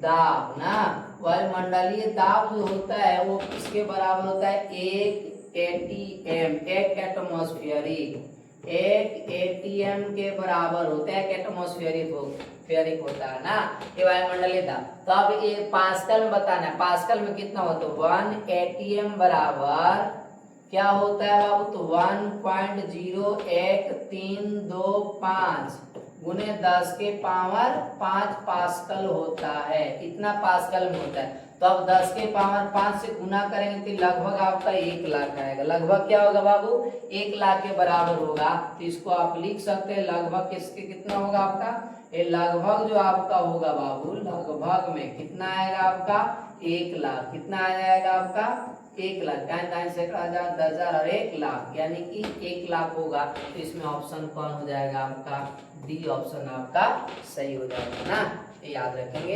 पास्कल में कितना होता है आपका, लगभग 1 लाख होता है। ऐसे अगर निश्चित याद रखना है तो आप इसको याद रखेंगे ना। चलिए आगे चलते हैं हम लोग, सही कथन को चुनना है हम लोग को, सही कथन को चुने। पदार्थ 5 तत्वों से बना है क्या है, नहीं भाई 5 तत्वों से तो नहीं बना हुआ है। पदार्थ के कणों के बीच कोई रिक्त स्थान नहीं होता, होता है भाई, कौन कह रहा है कि नहीं होता है।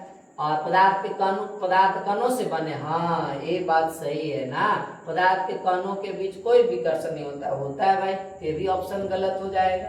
और रिक्त स्थान मतलब खाली जगह होता है, यहाँ कह कि नहीं, ये भी गलत। अब कह रहा है पदार्थ 5 तत्व, तो 5 तत्व किसको बोलते हैं बाबू, याद रखेंगे हम लोग, पृथ्वी को बोला जाता है, ना, और किसको, जल को, और किसको सर, वायु को, और किसको सर, तो अग्नि को किसको बोलते हैं, अग्नि को बोला जाता है। तो पृथ्वी, जल, वायु, और एक आपका हो गया कौन सी, अग्नि, और एक आपका होता है आकाश। क्या होता है प्यारे बच्चे, आकाश। तो बताओ क्या पदार्थ इस पांच तत्वों से मिलकर बना हुआ है, क्या सर, यानी पृथ्वी, जल, वायु, अग्नि, आकाश, ये पांचों से क्या बना हुआ, नहीं सर, ये अलग हो गया ना, तो इसलिए ऑप्शन ए भी आपका क्या हो जाएगा, गलत हो जाएगा ना। तो ऑप्शन कौन सही होगा सर, तो ऑप्शन सी, यानी पदार्थ कणों से मिलकर बने होते हैं। जितने भी पदार्थ हैं वो सब पदार्थ किससे मिलकर बने हुए, कणों से मिलकर बने हुए। अगर आप कहना चाहते इसको परमाणु अणु से भी कह सकते हैं। पदार्थ किससे बने हुए, परमाणु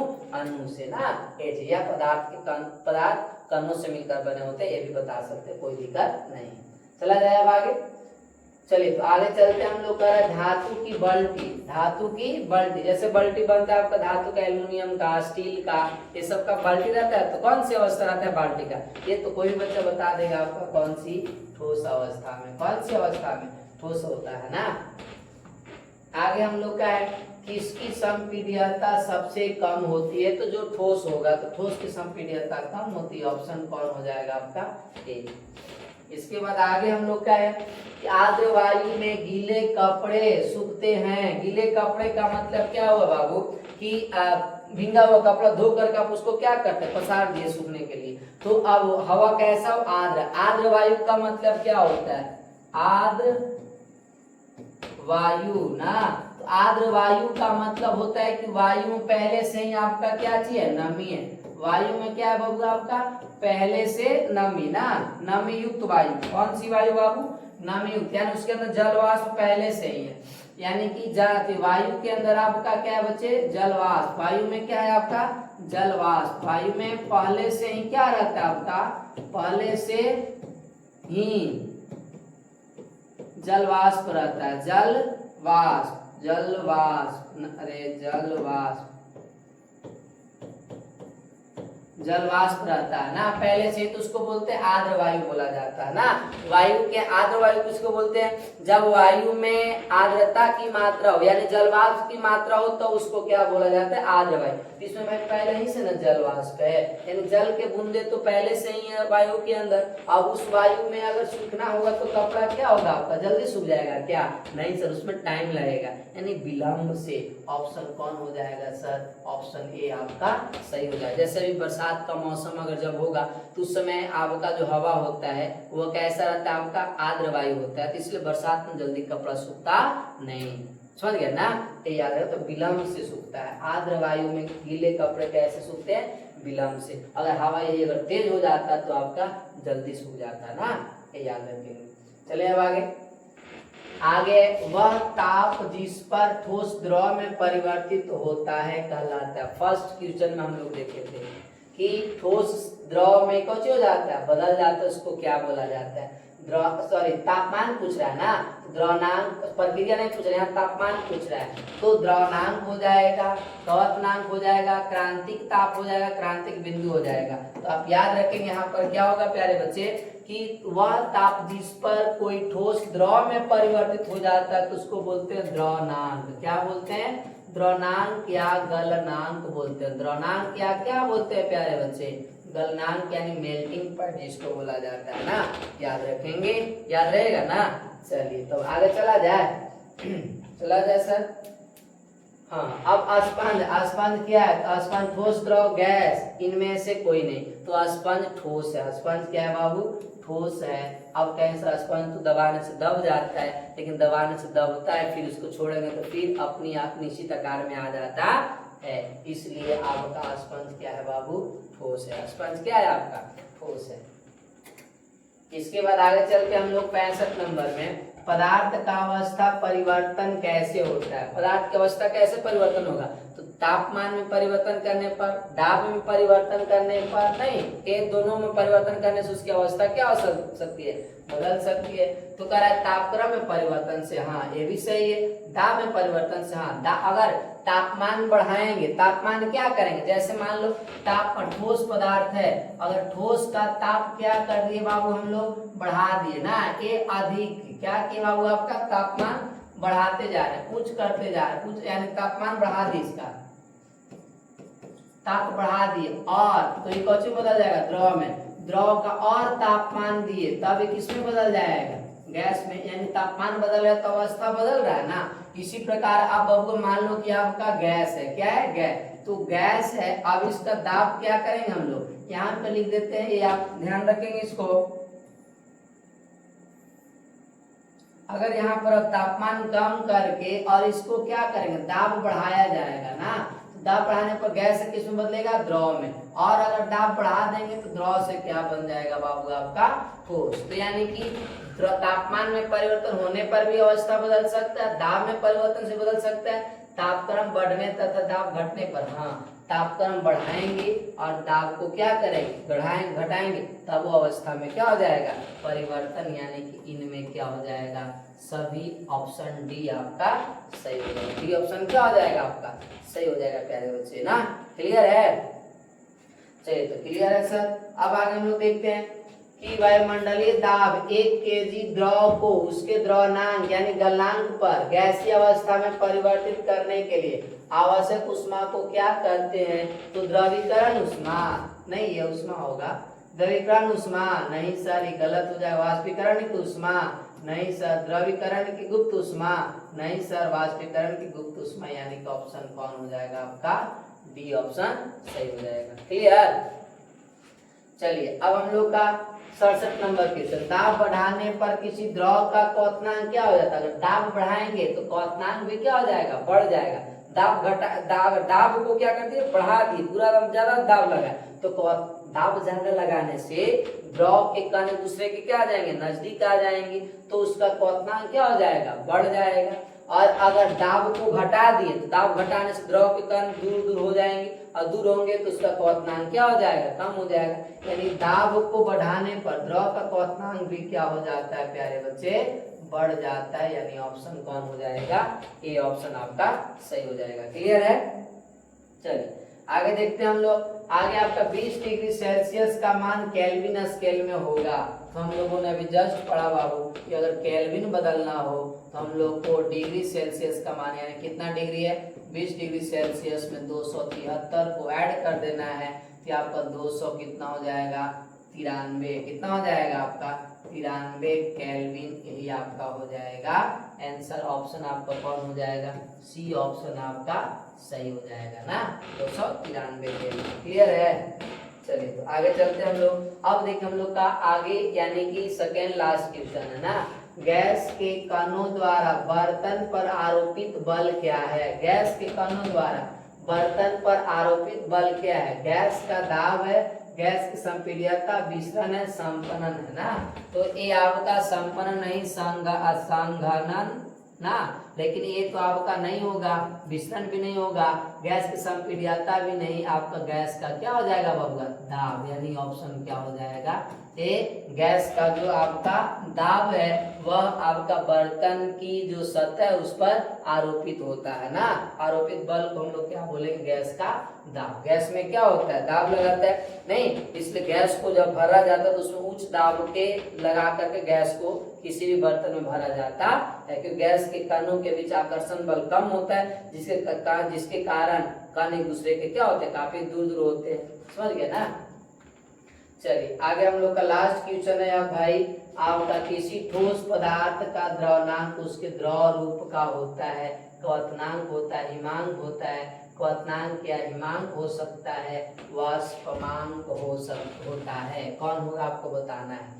नहीं, किसी ठोस पदार्थ का द्रवनांक उसके द्रव रूप का क्या होगा, क्वथनांक होता है, हिमांक होता है, या दोनों बताना है आपका, क्वथनांक होता है, हिमांक होता है, क्वथनांक या हिमांक हो सकता है, वाष्पमांक हो सकता है, ये चार ऑप्शन में से कोई एक ऑप्शन आपको बताना है, और एक क्वेश्चन आप सभी प्यारे बच्चों के लिए छोड़ा जा रहा है। देखते हैं आप सभी बच्चे कौन कौन इसको सॉल्व करते हैं, और जो बच्चे आपका सॉल्व कर देंगे, जिनको पता है आंसर, कमेंट में अपना आंसर जरूर लिखें, 70 नंबर क्वेश्चन का आंसर क्या होगा, और अगर नहीं भी समझ में आता है तो आप कमेंट में बोले सर नहीं समझ में आया, उसका आंसर हम देंगे कमेंट में आपका ना, समझ गई बात ना, तो उसको हम सॉल्व कर लेते हैं। एक क्वेश्चन आप लोग के लिए छोड़ दे रहे हैं, कोई दिक्कत आप लोग को नहीं सर। तो चलिए आज हम लोग का लेक्चर समाप्त होता है। क्लास 9th का हम लोग का चैप्टर 1 एमसीक्यू कंप्लीट हुआ। अब आप बच्चे को इसको तैयारी कर लेना है, सभी क्वेश्चन को सॉल्व करना है खुद से। और हम लोग एक की जितने भी आपका 70 क्वेश्चन एमसीक्यू है इससे हम लोग टेस्ट भी देंगे। क्या देंगे प्यारे बच्चे? टेस्ट भी देंगे ना। देखते हैं टेस्ट में कौन कौन बच्चे कितना मार्क्स लाते हैं। क्लियर है ना? चला जाए आप। तो चलिए आज यहीं तक, फिर हम लोग नेक्स्ट लेक्चर में सेकेंड चैप्टर जो आपका है साइंस का कि हमारे आसपास के पदार्थ शुद्ध हैं, उसका चैप्टर हम लोग पढ़ेंगे और उसका एमसीक्यू करेंगे ना। तो चलिए आज यहीं तक। आप सभी प्यारे बच्चों को ये लास्ट तक इस वीडियो में लास्ट तक बने रहने के लिए आप सबको बहुत बहुत धन्यवाद। माँ सरस्वती आप सबको ज्ञान प्रदान करें, आप सब अपने लाइफ में बहुत उन्नति करें, तरक्की करें। तो चलिए आज यहीं तक, फिर मिलते हैं हम लोग नेक्स्ट वीडियो में ना। चला जाए।